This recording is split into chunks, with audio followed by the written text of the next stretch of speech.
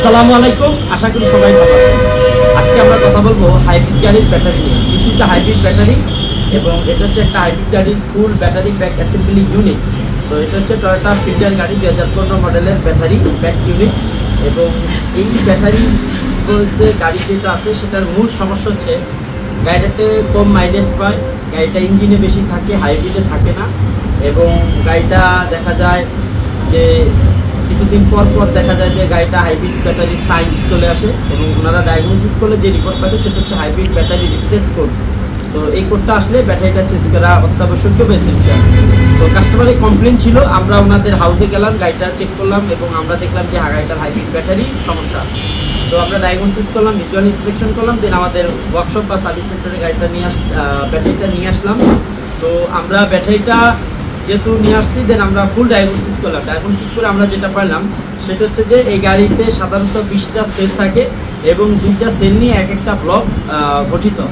এবং এই গাড়িতে সাধারণত 2টা ব্যাটারি থাকে, একটা হচ্ছে হাইব্রিড ব্যাটারি এবং আরেকটা হচ্ছে অক্সিলারি ব্যাটারি।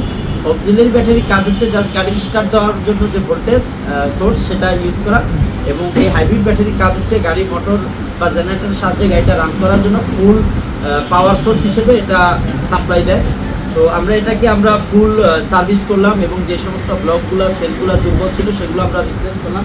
তো এখানে গাড়ি দেখুন, আমাদের এখানে 2টা সেল আছে এবং 2টা সেলই ড্যামেজ ছিল। এবং আমরা একটু আপনাদেরকে দেখাচ্ছি, দেখুন আর কি ক্লোজ করো। তো দেখাচ্ছি, দেখুন আমরা ভোল্টেজ পিসিতে সেট করি পজিটিভ টার্মিনাল, এখানে দেখাও, এবং নেগেটিভ টার্মিনাল। সো আমরা পজিটিভের অ্যাপ্রোচে পজিটিভ এবং নেগেটিভের অ্যাপ্রোচে নেগেটিভ ধরি। দেখুন 6.47 ভোল্ট। সো এই সেলটা ড্যামেজ ছিল, এটা আমরা চেঞ্জ করলাম। এবং এখানে আরেকটা সেল আছে, তো দেখুন গাইস এই সেলের এখানে পজিটিভ এবং নেগেটিভ আমরা কানেক্ট করলাম। এখানে ভোল্ট আছে 6.19। সো এই 2টা সেল খুবই ড্যামেজ ছিল, আমরা এগুলোকে চেঞ্জ করলাম। এবং ভিতরে যে ব্যাটারি ছিল সেগুলোকে আমরা সার্ভিস করে এগুলোকে আমরা ব্যালেন্সিং করে দিলাম। তো ব্যালেন্সিং হচ্ছে সমন্বয়করণ বা অ্যাডজাস্টকরণ।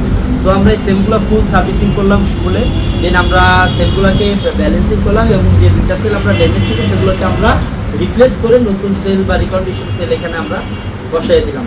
তো এখানে আমরা গাড়িতে ইনশাআল্লাহ একটু পর অ্যাসেম্বলি করব এবং আপনাদের সাথে যে বিষয়টা শেয়ার করব, আপনারা অবশ্যই আপনাদের হাইব্রিড গাড়িগুলোকে যত্ন নেবেন, স্পেশালি ব্যাটারিগুলো সার্ভিস করবেন এবং ব্যাটারির যে সমস্ত ব্যালেন্সিং কাজ আছে বা সেলগুলো দুর্বল থাকবে সেগুলো আপনাকে রিপ্লেস বা চেঞ্জ করবেন। এবং এখানে যে কুলারটা থাকে, কুলারটা সার্ভিসিং করা খুবই এসেনশিয়াল। এটা প্রতি 2 মাস অন্তর অন্তর আপনারা সার্ভিস করাবেন। দেখা যায় কুলারটা যদি আমাদের ভালো এখানে সার্কুলেশন না হয় তাহলে দেখা যায় আমাদের ব্যাটারি গরম হয়ে যায় এবং হাইব্রিডে গাড়ি থাকে না এবং মাইলেজও কম পাওয়া যায়। সো আপনারা এই বিষয়টা কেয়ারফুল থাকবেন। আর যখনই বিশেষ করে টেকনিশিয়ান ভাই যারা আছি আমরা, তো এখানে যখনই আমরা সার্ভিস করবো আমাদের এখানে যে সেফটি ফিউজ আছে এটা আমরা ওপেন করে দেন আমরা কাজ করবো, অর্থাৎ খুলে কাজ করবো। সো এটা খুবই আমরা রিস্ক থাকে, এখানে খুব হাই ভোল্টেজ থাকে, দ্যাটস ওয়াই আমরা এটাকে ওপেন করে দেন কাজ করবো। আর আরেকটা বিষয় আমরা সবাই খেয়াল করবো, হাইব্রিড নিয়ে আতঙ্ক হওয়ার কিছু নেই।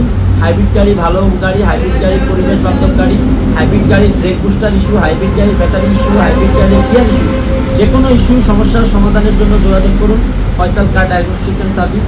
আমরা আছি ইনশাআল্লাহ আপনাদের পাশে, যে কোনো সমস্যা যোগাযোগ করবেন এবং বিশেষ করে যে আপনাদের সার্ভিস সেন্টারে আপনারা এই গাড়িগুলোর কাজ করাবেন। আপনারা সবাই আমাদের জন্য দোয়া করবেন, আমরা এইভাবে যাতে এগিয়ে যেতে পারি সেজন্য আপনারা সবাই আমাদের পাশে থাকবেন। সবার জন্য রইল দোয়া এবং ভালোবাসা। সবাই ভালো থাকবেন, সুস্থ থাকবেন। আল্লাহ হাফিজ।